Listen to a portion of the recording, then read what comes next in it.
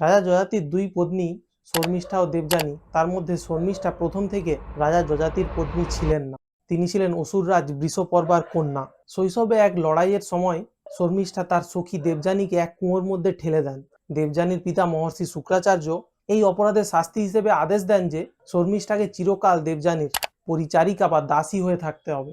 দেবযানীর সাথে রাজা যযাতির বিবাহের পর শর্মিষ্ঠাও দাসী হিসেবে রাজপ্রাসাদে আসেন। দাসী হলেও শর্মিষ্ঠা মনে মনে রাজকুমারী ছিলেন। একদিন তিনি রাজা যযাতির কাছে গোপনে প্রেমের প্রস্তাব দেন। তিনি যুক্তি দিয়েছিলেন, দেবযানী আপনার পত্নী আর আমি তার ছায়া সঙ্গী, তাই শাস্ত্র মতে আপনি আমারও স্বামী হতে পারেন।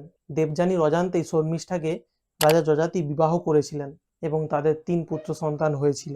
কিন্তু যখন দেবযানী এই গোপন সম্পর্কের কথা জানতে পারেন, তিনি রাগে ও অপমানে শুক্রাচার্যের কাছে নালিশ করেন। তখন এই ক্রুদ্ধ ঋষি রাজা যযাতিকে অভিশাপ দেন